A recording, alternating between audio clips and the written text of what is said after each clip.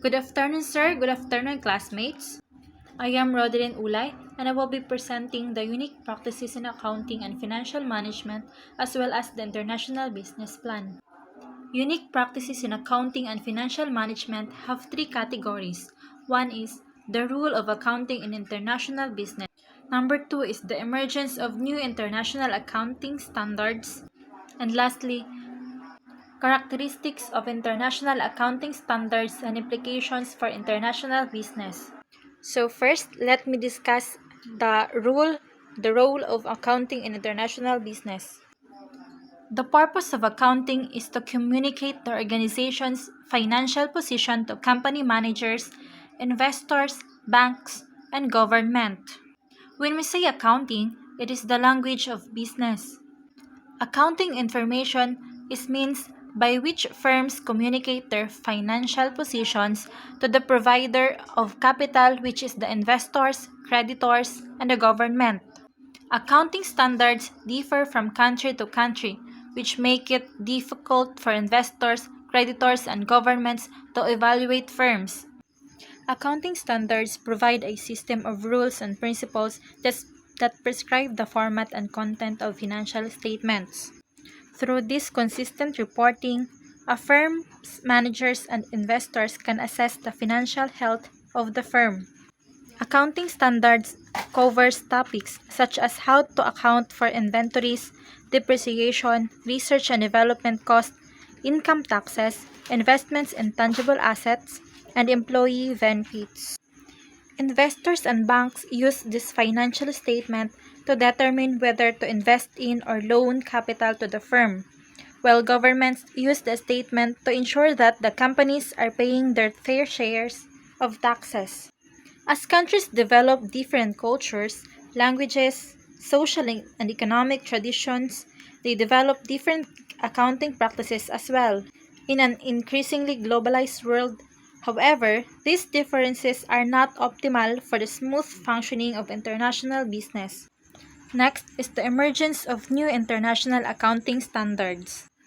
The International Accounting Standards Board, or the IASB, is the major entity proposing international standards of accounting that was originally formed in 1973 as the International Accounting Standards Committee and renamed as International Accounting Standards.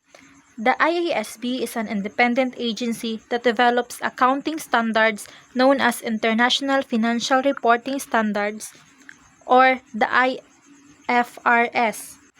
So the International Accounting Standards Board accessed last November 26, 2010. The International Accounting Standards Board is composed of 15 representatives from professional accounting firms from many countries.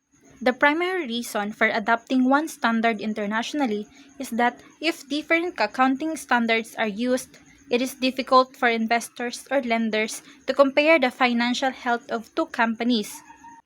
In addition, if a single international standards is used, multinational firms won't have to prepare different reports for the different countries in which they operate.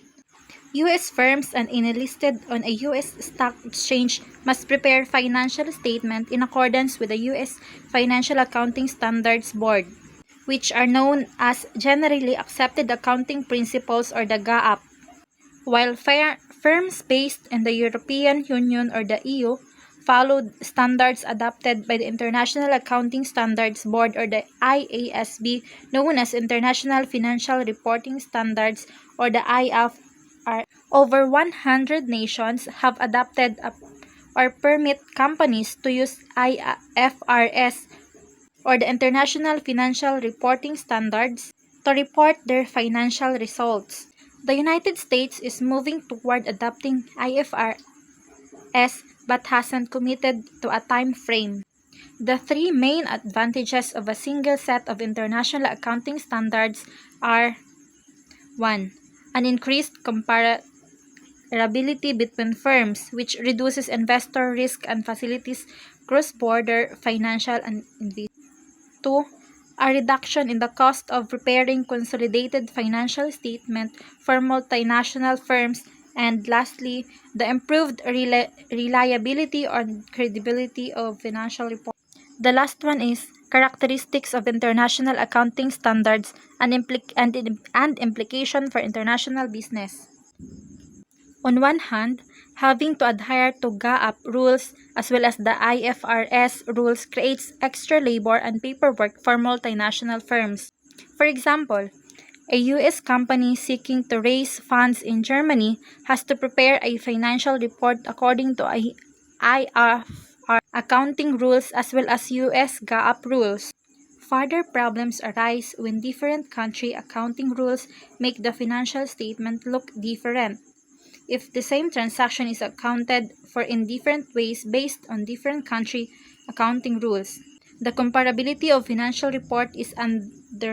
In some instances, the difference between US GAAP rules and IFRS are significant. For example, the last in first out or the LIFO accounting method is allowed by GAAP but banned by IFRS. Some firms such as aluminum company Alcoa receive a tax benefit from using the LIFO method. Maril Uni of IFRS is mandated for all US companies. Firms like Alcoa may be need to make significant cash tax payments. This is why US adaptation of IFRS is taking time, and why on the positive side, other companies like IBM may gain greater efficiencies and stronger controls from a move to IFRS. For example, converting to IFRS would make it possible for IBM to create a globally shared service center for accounting, rather than having accounting departments in different regions. Another topic is the international business plan. Planning is essential for any business. Before venturing into international markets, companies have to draft an international business plan, as this document will help them set their goals, effectively allocate the resources, and determine which countries offer the most potential for their products, as well as how to reach clients and how to make competitive offers. The purpose of the international business plan is to prepare companies, especially middle and small, to enter the international marketplace or to be better organized their existing international business activity. International trade is a complex move that should be planned strategically. Accessing international markets should be considered as a long-term project that requires commitment, discipline, investment, knowledge, and of course, a defined business plan. In order to be successful at international business, there are several challenges to overcome. One is defining the target market for your product, market trends, and consumer behaviors. Another one is searching the best shipping, customs, transportation policies, and trade agreements. Next is analyzing the cultural and religious differences and competition. And lastly, advising on pricing, distribution channels, and market strategies. Outline for an international business plan. Presented below are 4 separate sections to be completed for collection and analysis of market data and preparation of the plan. One is to analyze cultural environment, 2 is economic, 3 is the market and competitors, and last one is the international business plan. Cultural analysis is looking at all social and cultural aspects of life. That's where the idea of how culture is related to the capacity of innovation. We know that some businesses are more innovative and functional than others. In cultural analysis, the data obtained provides vital information to guide development of the business plan and to support managers in understanding specific cultural dimensions of the country. When writing executive summary in the cultural analysis, in the executive summary, make sure to highlight your history, the history of your products or your company, the social institutions, religion, living conditions, and languages of your target consumer. So in order to improve our understanding of consumer behavior, primarily through studying practices in order to uncover what consumers do rather than what they say. Next is the economic analysis. The ultimate goal of an economic analysis is to determine if a business is allocating the resources in the most effective manner. This section generally includes two broad categories: the general economic data that serve as the basis to evaluate the economic soundness of the country, and information on business infrastructure, including distribution channels and media. When making economic analysis, in the executive summary, the following must be included: the introduction, population, economic statistics and activity, wherein any actions that involves producing, distributing, or consuming products or services is an economic activity. The next one is the labor force, wherein it is the people who are employed and unemployed. Next is the principal industry, the inward foreign and direct investments, which measures the total level of direct investments in the reporting economy. International trade statistics, inflation rates, technology and science, and intermediaries, and the media appendices. Another one is the market analysis. At this stage of international business plan, the analysis became more specific: the product and its relationship to the target market. This information gathered in this section relates particularly in the product and brand. Qualitative market analysis is a key part of any comprehensive business plan. Market analysis shows your expertise on a specific market, as well as the possible financial attractiveness of the market. Before we consider how to make a good business plan, we will clarify what the market analysis is. So, market analysis is a qualitative and quantitative appraisal of the market. It includes the size of the market, different customer groups, consumer behavior, competition, and also the economic and legal environment. The executive summary of market analysis should include the introduction, the product you offer, the market, distribution of the product, pricing strategy, compare and contrast your product to the competition's products, the market size, and the government participation in the marketplace. The last one is the business plan. The information gathered above is the basis for developing a business plan or a plan to your product in the target market. In this section, you examine how to overcome the opportunities, problems, and threats identified in the previous sections to engender maximum sales and profits.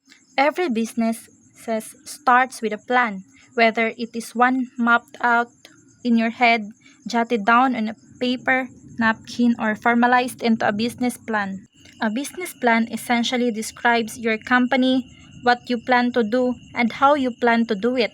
It expresses your company's objectives, goals, strategies, potential problems, and how to address those problems, and what it takes financially to run your business. When creating a business plan, in the executive summary, the following must be included: your market objectives, product adaptation or modification, marketing communications, distribution, the packaging of your product, the documentation, wherein it shows the process on how to make your products, the freight, channels of distribution, warehousing, the final price or the fixed price, terms of sales, payment methods, marketing budget, and the resource requirements appendices. International business plan involves development of a proposal to start a new business ventures in an international setting. It may be a new business or a new product or services of an existing product. Any type of business may be used. That's all. Thank you.